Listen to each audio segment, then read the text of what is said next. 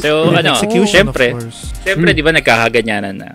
So, reportedly, yung mga VPN nagkaroon ng 1,400% increase ng mga sign-ups sa UK because of what's happening. Understandable. Understandable yun. However, meron ng report from MSN News na pwede ring i-ban yung mga VPN. So wala nang lusot. So wala kang takas. Wala talagang lusot. Ang business implication dito, ang mangyayari, kung hindi mo ma-access yung regular na web, pupunta ang tao sa dark web. Gagamit sila ng Tor network. So mas malala ang makikita nila mga bagay. Pero medyo para pumunta ka sa dark web, parang medyo mas na yung level mo. Techie? Hindi. Hindi naman techie. Hindi naman techie. I mean, somewhat kailangan mo talagang mag-effort kumpara dun sa mga... I mean, hindi lahat. Mag-effort ka. Bumibili na... based from this information, tumaas yung percentage yung magamit ng VPN eh. So, ang Tor network is basically just one step further. Yeah. Pero, pero sa tingin ko, hindi pa naman ganun kataas tulad nung level ng sa pag-use ng VPN. Parang... And then, kung binan nga nila yun, wala na. Yun na lang alternative. Yun talaga. Gagawa ng paraan. Si Zero po yung siya po yung nag-suggest. Sabi ko na.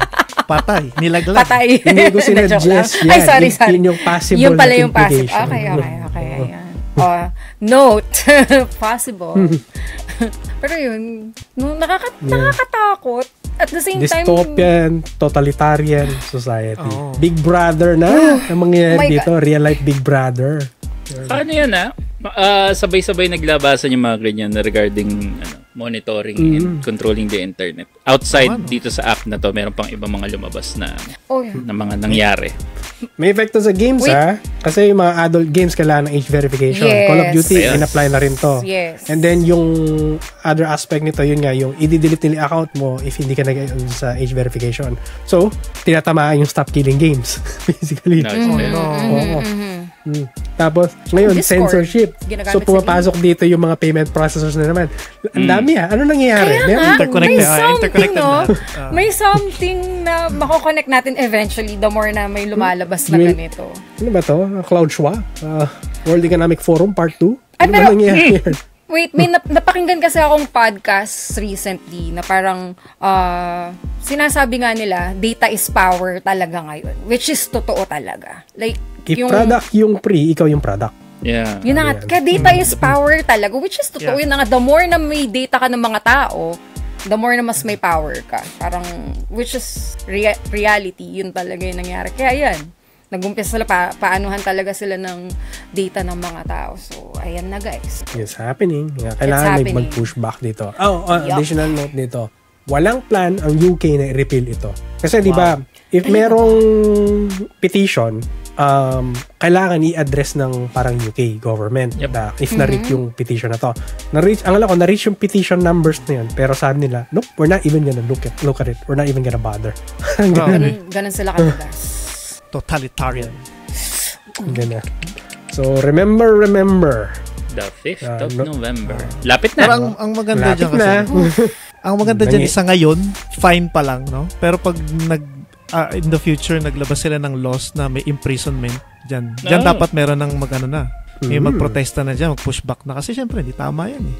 Pero yung fine pa lang alone, it's so huge. Like, $24.2 million. Pero yung fine is on the, on the tech company. So kung ikaw, tao, as a person, kung meron mga fine. Walang pake yan, technical. Parang, mas maano nga. Kukulong nila lahat ng underage. Dahil para sa Online Safety Act nila. Nakakalungkot naman. Example, kunyari, Call of Duty. Bigyan sabihin na, bawal kang maglaro. Hindi ka pwede, under 18 pang matanda ka. yan. Oo. Parang sayang naman kasi yun ang kabataan mo eh. Like, tayo nun, parang 12 years old pa na, nasa comp shop na, nagka-Counter-Strike, nagdo-Dota. Diba? Like, walang age restriction noon eh. And nakakalungkot lang na magiging ganun in the future. Wag naman sana daw. Yeah. Kaya nga, V for Vendetta tayo. If naalala niyo yung plot ng V for Vendetta, nag-umpisa yan sa pandemic eh. Ganun na ganun yung nangyayari. Yeah. Let's push. Guy Fawkes Mask on November. So, that's all our topics for today. So, kung meron kayong topic suggestion, feel free to leave comments sa aming mga social media accounts. Ayan. So, shoutout po sa mga sumusunod. Yan. Shoutout sa Wakwak. Hindi ko sa si Wakid po, Wakid. Wakid. Parang weekend, pero wrong spelling. Na-mistype.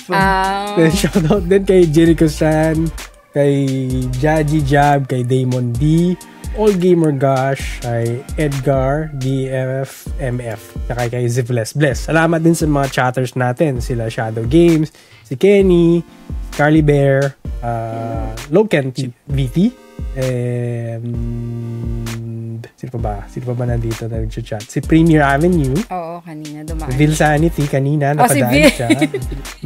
Si Bill. And then sa mga regulars namin nawawala, kay Kanike, kay Kuma, at kay Madcat, nandito din siya kanina. Si Antagonize, at saka si Kanike yun. Vinster Ken, bro! Nice. Siyempre, shoutout sa brother ko. Lagi nakikinig ng podcast. And then ikaw, Kokomber, may gusto ka ba i-shoutout? Yes. Shoutout sa aking mentor, si Voice Master Pocholo de Leon Gonzalez. Maraming salamat po.